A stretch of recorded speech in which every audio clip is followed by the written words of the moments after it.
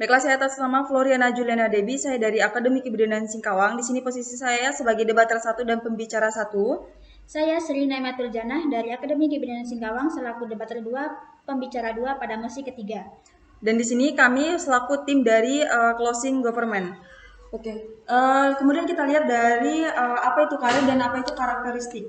Nah, karir merupakan suatu individu di mana nantinya kemajuan seseorang dalam suatu lapangan pekerjaan yang diperlukan selama ia bekerja atau berkembang guna memenuhi tujuan ataupun apa yang akan diwujudkan dalam untuk pekerjaan lapangan selama masa aktif dalam masa hidupnya. Nah, itu merupakan salah satu pengertian karir, di mana karir itu merupakan apa skill ataupun kemampuan yang nantinya akan diterjunkan di dunia lapangannya ataupun lapangan kerjanya. Kemudian kita lihat lagi dari karakter. Apa sih karakter? Nah, karakter merupakan sifat-sifat ataupun sifat yang dikagumi menjadi tanda-tanda kebaikan.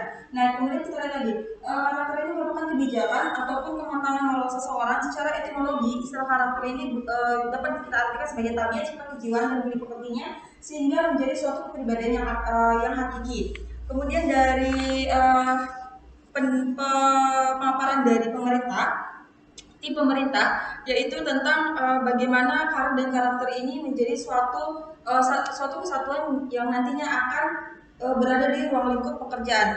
Dan saya menanggapi dari argumen B, di mana penilaian dalam berkarir harus dilihat dari surat keterangan. Nah, itu untuk saat ini yang kita temukan. Karena kalau yang kita temukan di saat ini, dunia pekerjaan masih mengatasnamakan ataupun menitik beratkan suatu landasan untuk menerima seseorang ataupun individu tersebut dari angka ataupun nilai. Nah, tanpa kita kesadari bahwa dari angka ataupun nilai itu tidak menutup kemungkinan kita lihat lagi dari skillnya.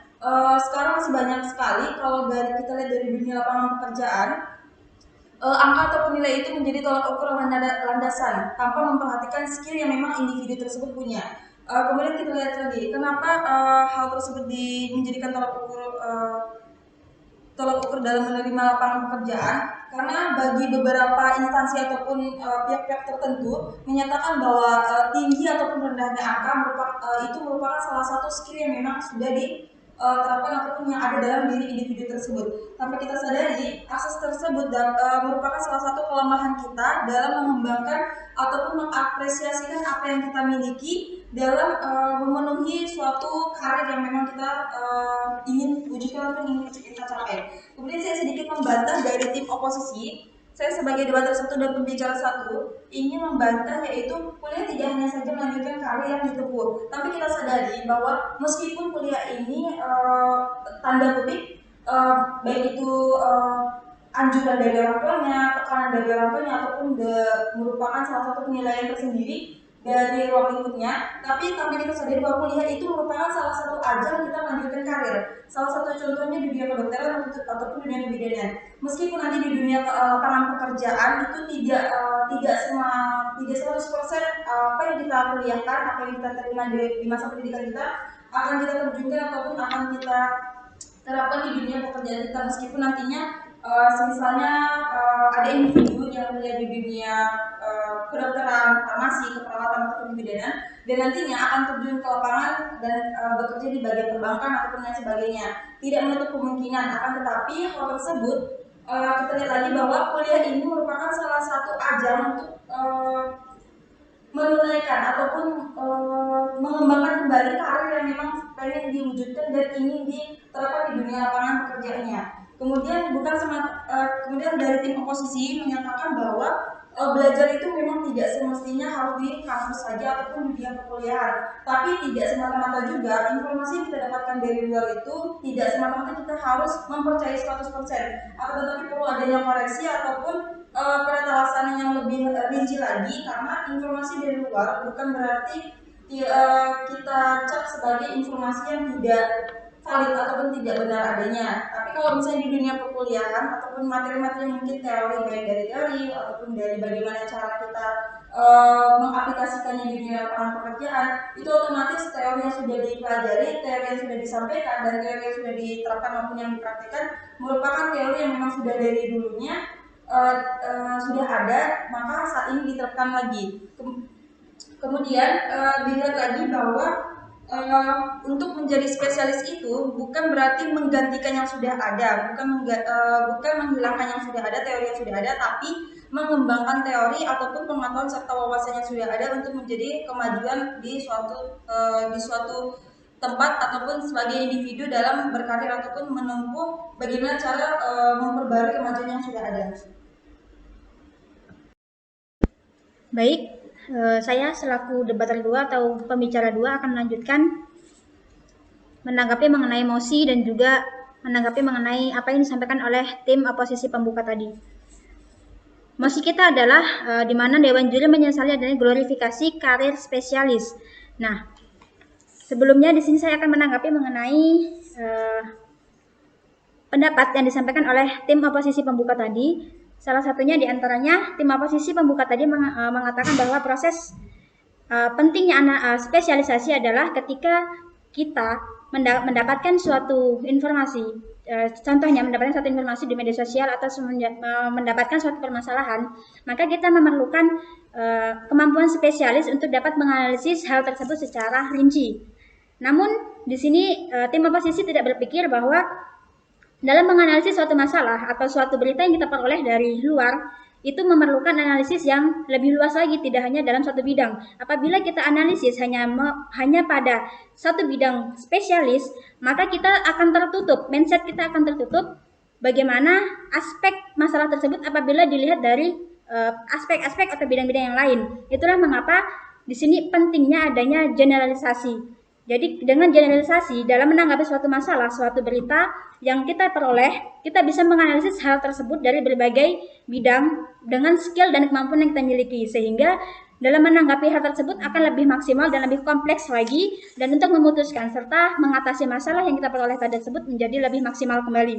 Kemudian saya juga ingin menanggapi pendapat yang disampaikan oleh tim oposisi, di mana spesialis itu dengan spesialis, bidang spesialis itu lebih sedikit, kemudian peminatnya juga lebih sedikit. Nah, hal itu justru akan memperkuat pentingnya atau lebih unggulnya dunia kerja dengan generalisasi, di mana jika dengan hanya dunia pekerjaan, jika dengan spesialisasi itu akan menghambat orang dalam masuk ke dunia pekerjaan, sama sesuai dengan apa yang sudah disampaikan oleh tim pemerintah pembuka tadi. Sehingga memang benar bahwa glorifikasi karir dalam spesialis ini sebaiknya dihilangkan dan lebih kepada generalisasi dalam dunia pekerjaan. Karena mengapa? Sama seperti yang tadi oposisi tim pemerintah sampaikan, bahwa dengan spesialisasi ini apabila ada perkembangan zaman yang lebih maju, ada penelitian ataupun penemuan yang lebih berkembang lagi mengenai bidang tersebut, maka spesialisasi yang ada pada saat ini mungkin akan kalah saing, begitu. Nah, mungkin tadi dari oposisi mengatakan bahwa spesialisasi tidak hanya didapatkan dari pendidikan ataupun dengan dana yang tinggi, tapi bisa juga didapatkan dari pengalaman bekerja, kemudian pengalaman pada saat di lapangan. Nah, justru option ataupun pendapat yang disampaikan tim oposisi itu memperkuat kami sebagai tim pemerintah, yang mana berarti pendapat tersebut mengatakan bahwa generalisasi itu lebih diunggulkan daripada spesialisasi. Karena mengapa? Begini analoginya seperti ini. Ketika dalam pekerjaan, dalam suatu bidang, kita bisa mempelajari atau lebih mendalami dengan pengalaman bekerja. Sedangkan ketika pada saat bekerja di lapangan, bahkan seorang dokter spesialis pun dalam menangani pasien, itu tetap akan menemukan masalah-masalah ataupun komplikasi-komplikasi pada penyakit di bidang lainnya. Nah, sehingga tim atau dokter spesialis tersebut juga tetap akan memerlukan kerjasama dengan dokter-dokter di bidang lainnya. Nah, hal itulah yang membuat mengapa generalisasi ini dalam dunia pekerjaan sebenarnya harusnya lebih diutamakan daripada spesialisasi. Karena apabila kita hanya menerima seorang pekerja hanya dengan satu kemampuan spesialis, maka kita akan mengalami kesulitan apabila mengalami masalah pada bidang-bidang lainnya. Berbeda halnya dengan apabila kita menerima seorang pekerja dengan skill yang komplit atau skill yang lebih kompleks lagi. Nah, hal itu akan menguntungkan dari pihak yang penerima pekerja, di mana dia akan mendapatkan seorang karyawan atau seorang pekerja dengan berbagai skill yang dia miliki, sehingga apabila dalam dunia pekerjaannya, dalam perusahaannya itu mengalami suatu masalah, Nah, pekerja-pekerjanya itu bisa atau memiliki kemampuan yang lebih lagi dalam menangani masalah tersebut di berbagai bidang, tidak hanya fokus pada satu bidang saja atau hanya fokus pada satu bidang spesialis. Kemudian benar apa yang dikatakan oleh tim pemerintah pembuka tadi bahwa glorifikasi karir spesialis ini akan membuat kita menutup mindset kita, tidak sejalan dengan apa yang disampaikan, apa yang diharapkan oleh pemerintah kita, oleh Menteri Pendidikan kita, bahwa kita apalagi kita zaman sekarang sebagai anak muda itu harus open mindset, harus membuka pikiran kita seluas-luasnya, mampu menerima ataupun menyerap berbagai bidang ilmu yang ada sebanyak mungkin sehingga kita memiliki daya saing dan skill yang berkualitas pada saat nanti menghadapi dunia pekerjaan. Nah, apabila dalam dunia pekerjaan hanya dipilih atau hanya diperlukan untuk spesialis saja, maka hal itu akan mendukung atau kurang sinkron dengan tujuan dari Pancasila dalam negara Indonesia bahwa kesejahteraan bagi seluruh rakyat Indonesia, di mana kalau hanya untuk spesialis saja, yang mana kita ketahui untuk memperoleh spesialis itu tidak mungkin semua orang dapat memperolehnya. Karena apa ya tadi, dana yang besar, kemudian pendidikan, waktu yang lebih lama daripada dari generalisasi tadi. Nah, hal ini akan mendukung akan kembalinya masa seperti marginalisasi penduduk ataupun marginalisasi seseorang, di mana dia yang tidak memiliki kemampuan spesialis akan tersingkir oleh dia yang memiliki gelar spesialis. Nah, justru hal itu akan menghambat masyarakat ataupun penduduk Indonesia dalam memperoleh pekerjaan, dan hal itu akan berdampak pada semakin luasnya atau semakin besarnya angka pengangguran di Indonesia yang nantinya kedepannya akan semakin memperburuk kondisi kemiskinan di Indonesia apabila glorifikasi karir spesialis ini tetap terus diterapkan dalam dunia pekerjaan. Kemudian setelah itu saya juga akan menanggapi mengenai pendapat pada tim oposisi bahwa spesialis ataupun orang yang bekerja spesialis tetap akan terganti, itu adalah kodrat dari perkembangan zaman yang ada. Itu memang benar. Namun hal itu tetap akan diperburuk apabila dia memang hanya fokus pada satu spesialis saja. Seperti apa yang tadi saya sampaikan. Jika kita menerapkan generalisasi, nah ketika seseorang itu memiliki kemampuan yang lebih banyak, biarpun ada perkembangan zaman yang lebih maju, dia tetap akan bisa mengikuti. Berbeda dengan apabila dia hanya fokus pada satu spesialis. Nah, jadi kesimpulan di sini pendapat saya bahwa glorifikasi karir spesialis sebaiknya tidak begitu saja diterapkan, namun lebih pada mengunggulkan dengan generalisasi, karena yang pertama tetap akan membuat peluang yang lebih besar bagi penduduk Indonesia dalam memperoleh pekerjaan dengan berbagai skill yang dia miliki, kemudian akan membantu mengurangi mengurangi angka pengangguran di penduduk Indonesia, yang mana hal itu akan berdampak pada semakin menurunnya angka kemiskinan dan akan semakin meningkatkan angka kesejahteraan masyarakat Indonesia dengan semakin luasnya kesempatan masyarakat Indonesia untuk bekerja dengan berbagai skill yang dimiliki, tidak hanya pada terfokus satu spesialisasi pekerjaan saja. Baik, di sini kami selaku tim Closing Government mengatakan bangga sebagai tim pemerintah, di mana kami yakin bahwa tim pemerintah akan menang melawan pendapat yang disampaikan oleh tim oposisi, karena tim oposisi tidak dapat menyatakan pendapat yang akurat.